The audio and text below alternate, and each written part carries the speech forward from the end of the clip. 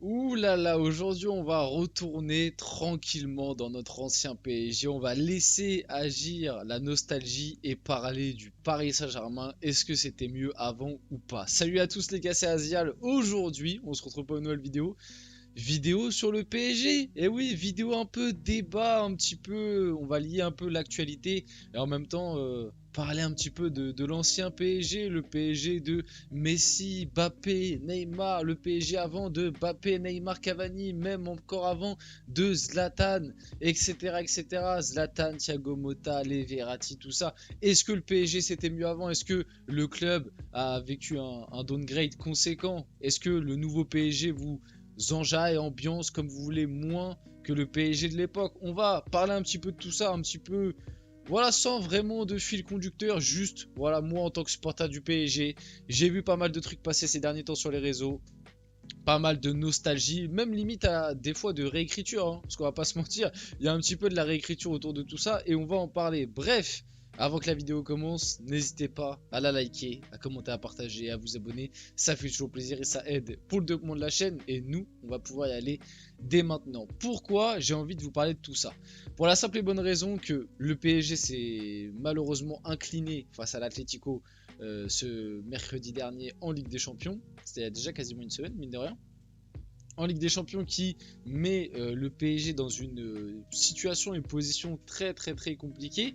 Et il y a eu voilà pas mal encore une fois de nostalgie autour du PSG, de dire ah le PSG d'avant me manque, faites revenir les stars, le PSG de Messi, Mbappé, Neymar finalement c'était pas si mal que ça, et notamment ce genre de compos qui ont circulé. Donc il était une fois à Paris avec Donnarumma au cage, Kipembe, Marquinhos, Hakimi, Nuno Mendes, Gay, Verratti, Messi, Di Maria, Neymar, Mbappé, une composition sur le papier de rêve. Tu te dis, mais avec cette équipe-là, le PSG gagne la Ligue des Champions facile. C'est le football, c'est le rêve. Et non, défaite 2-0, voilà, parce que cette compo a été prise lors du match Rennes-PSG. Certaines personnes ont été re-regarder le résultat pour se rappeler. Défaite du 2-0 pardon, du PSG avec un match absolument horrible. Et je suis désolé, dans cette vidéo, en fait, je vais être là pour calmer votre nostalgie, pardon. Je vais être là pour calmer votre nostalgie et pour vous rappeler que le PSG d'il y a quelques années, c'était pas tout beau tout rose, pas du tout. Déjà, on va discuter un petit peu du PSG version Mbappé, Neymar, Messi. Bon bah j'ai pas besoin franchement de développer très très longtemps, ce PSG a été absolument une catastrophe. Va falloir arrêter la réécriture autour de ce PSG. Le PSG de Mbappé, Neymar, Messi, il a duré pendant 2 ans, donc de 2021 à 2023, où on a eu en tant qu'entraîneur Pochettino et Christophe Galtier, deux coachs qui font partie sûrement des pires. Enfin, Galtier, c'est sûr et certain, c'est le pire même. Pochettino, il doit, pareil, il doit pas être loin, mais deux coachs qui font sûrement partie des pires qu'on a eu sous l'RQSI.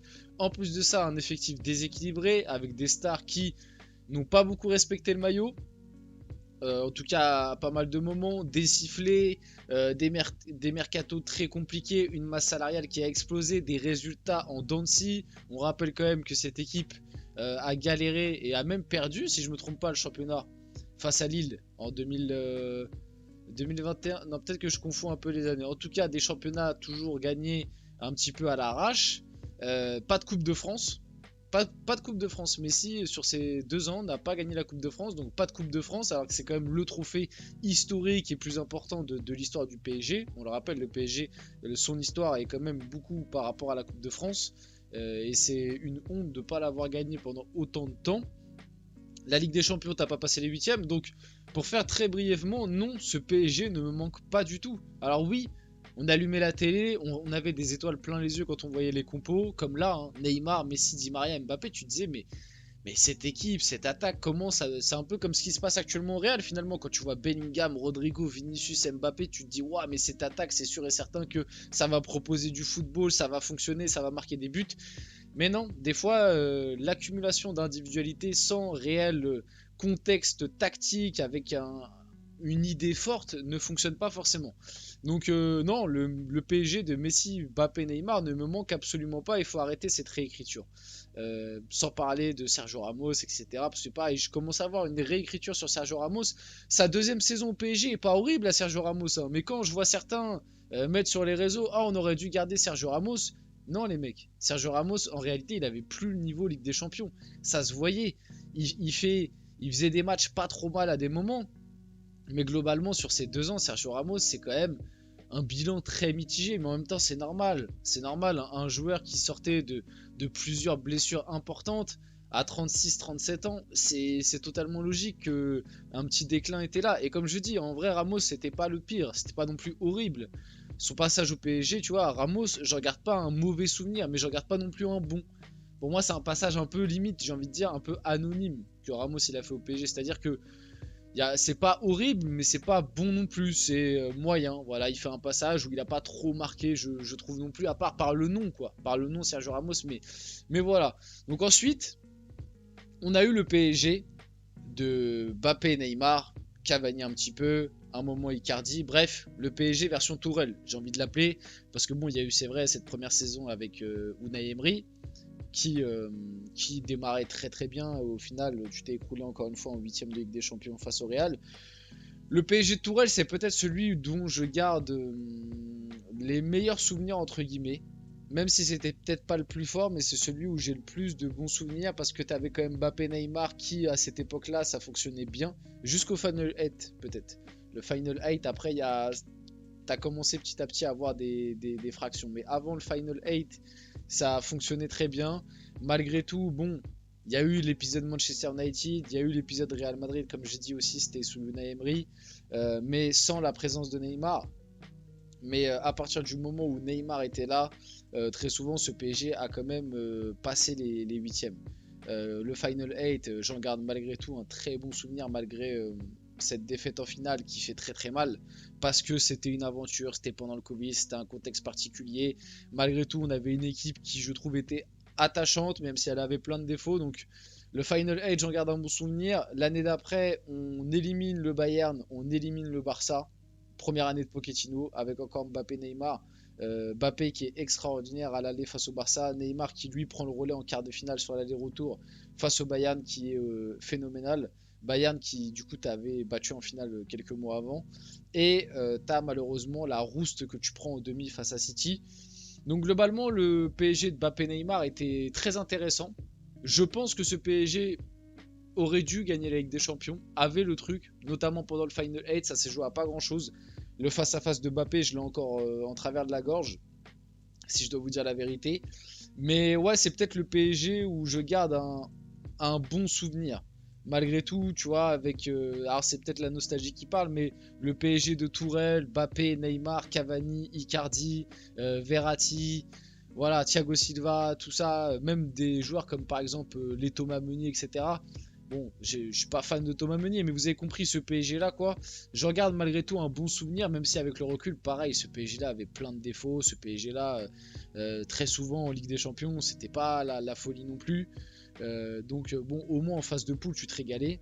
Mais, et encore que, il y a une année où en phase de poule, on passe ric-rac. Hein. Merci Di Maria de mettre cet enroulé à la dernière minute face au Napoli, parce que sinon on va en Europa League. Mais donc déjà à cette époque, il y avait des soucis, même en Ligue des Champions à des moments, mais globalement, je regarde un bon souvenir. Et le PSG d'avant, du coup, pour finir, peut-être le meilleur PSG qu'on a eu. Et le truc qui est paradoxal, c'est que c'est le premier, on va dire, projet. Donc c'est pas logique, ça veut dire que le projet régresse depuis des années. Mais le PSG de Zlatan, Thiago Motta, Verratti, les débuts de Cavani, les Lucas Moura, les Lavezzi, bref. Thiago Silva, Alex, David Luiz, vous voyez très bien de quel PSG je parle. Et en vrai, c'est je pense, le meilleur PSG et le PSG qui a laissé le plus de bons souvenirs à la plupart des supporters, qui étaient déjà là à cette époque, bien évidemment. Mais moi, c'est pas le PSG qui, tu vois, quand j'y repense, qui me laisse les plus belles traces. Comme je l'ai dit, moi je pense que c'est plus le PSG de Tourelle et de Mbappé Neymar du début. Pour la simple et bonne raison que ce PSG là me frustrait beaucoup. Alors le PSG après, de toute façon le PSG c'est une énième tu vois, chaque année c'est de la frustration en continu. Mais pourquoi je dis que ce PSG là me frustrait énormément, c'est parce que ce PSG de Zlatan, etc. marchait concrètement sur la Ligue 1. On prenait très souvent beaucoup de plaisir à regarder le PSG en Ligue 1 parce que tous les week-ends c'était des 4, des 5-0, c'était beaucoup de possession, même des fois limite un peu trop, c'était peut-être un peu stérile à des moments le jeu de Laurent Blanc, mais globalement c'était quand même plaisant à voir, il y avait des buts, il y avait des actions, il y avait quand même des gros caractères, des grosses individualités, les Thiago Motta, Thiago Silva, David Luiz, Zlatan, etc. etc. Mais c'était un PSG qui avait un réel blocage en Ligue des Champions. Et la plupart des individualités que je viens de vous citer, que je viens de vous citer, ouais, en Ligue des Champions, elles avaient un réel blocage. Et ça, je trouve qu'on oublie aussi souvent d'en parler. Zlatan, si je me rappelle bien, je crois qu'à partir des huitièmes de Ligue des Champions, avec le PSG, il a quasiment pas mis de but. Très très peu. Il a dû en mettre peut-être un ou deux sur ses 4 ans au PSG. Tu vois, ce PSG n'a jamais passé l'écart. Même des joueurs comme Thiago Silva, Thiago Motta, c'est des joueurs qui souvent dans ces matchs-là soit étaient un peu en dessous, soit des fois pouvaient dégoupiller. Je pense à Thiago Motta qui prend des matchs de suspension, ce style de truc. Donc ce PSG me frustrait beaucoup. Mais malgré tout, je trouve et je pense que c'était le meilleur qu'on a eu sous l'ère QSI. On finit la vidéo là-dessus. J'espère que cette vidéo vous a plu. Si c'est le cas, n'hésitez pas à la liker, commenter, partager et vous abonner, les gars. C'était Asial. Et on se retrouve très prochainement pour une nouvelle vidéo.